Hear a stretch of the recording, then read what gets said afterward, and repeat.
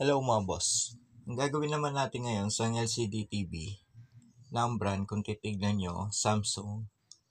Yung model naman nito, ayan, UA32C5000QRXP.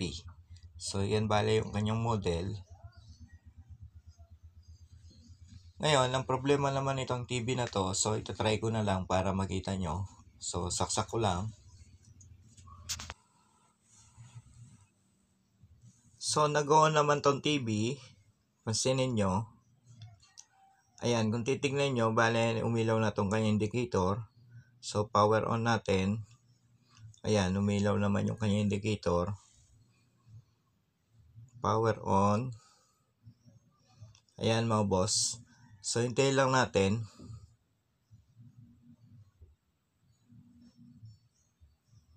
Ayan.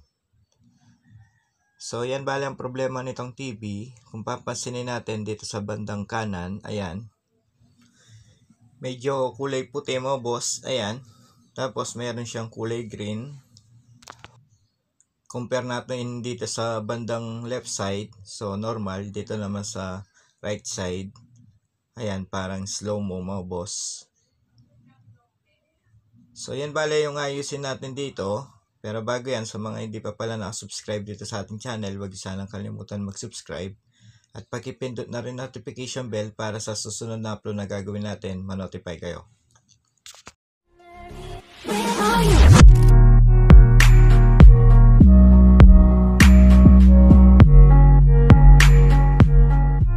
So ayan mga boss, kung titignan nyo, bale nabuksan ko na tong TV. Bale tinanggal ko tong ganyang frame. Ayan. So tinanggal ko yung frame nito kasi nga kapag ganito yung problema ng isang TV mga boss, nagiging problema dyan. Matic itong mga kanyang side cope. So papasinin natin left and right itong kanyang side cope, magkabilaan. So dahil dito may problema mga boss sa bandang kanan, so dyan tayo magtatanggal ng side cope. Bale ito yung mga side cope, ayan yung kulay brown na yan na plastic. So yan bale ang tatanggalin natin. So hindi na tayo magche-check pa ng voltage dito mga boss para hindi na tumagal tong ating video. Alam naman natin sa mga ganitong problema, matic sa mga side cope.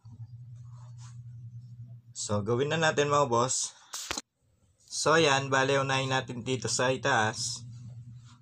Bale inon ko tong TV mga boss para makita nyo kaagad yung pagbabago habang tinatanggal natin tong side cope. So pansinin nyo itong display habang tinatanggal ko tong side cope.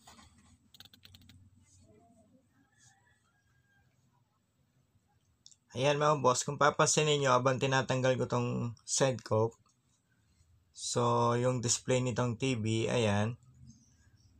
So nag-normal dito sa itaas. Ayan, kung titignan nyo. Ngayon, ito namang pangalawa. Bale, tatanggalin lang natin lahat yan, itong kanyang side cope.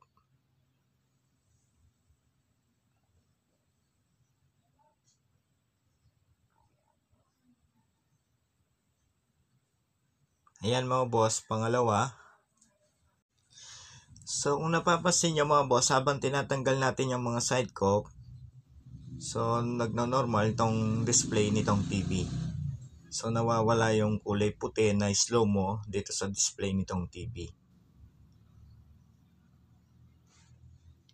So ayan mga boss, bale okay na tong TV. So normal na yung kanyang display, nawala na yung kanyang slow-mo. Kung papansinin nyo pala dito sa ibandang ibaba nitong panel, may tama mga boss, basag. Tapos kung papansinin nyo, meron lines. Pero ganun pa man, hindi naman ganun kaalata mga boss, pero hindi na natin matatanggal yan. Pero yung pinaka problema nitong TV, kung papansinin natin na yan, okay na.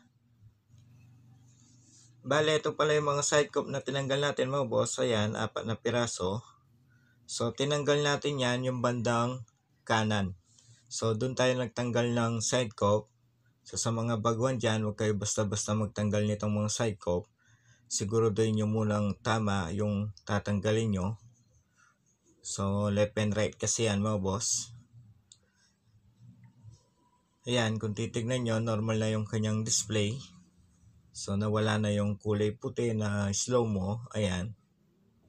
Ngayon mga boss, ngayon ang kinatong TV, bale lilinisin ko na lang para yun lang may sara. So hindi ko na ipapakita pa yung parte na yon. So dahil okay na rin naman tong TV, hanggang dito na lang tong ating video. So sa mga baguhan dyan, sana kahit papano meron kayo natutunan dito sa ating video.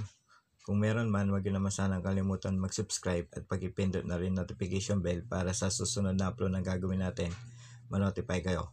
So hanggang dito na lang, maraming salamat. Peace.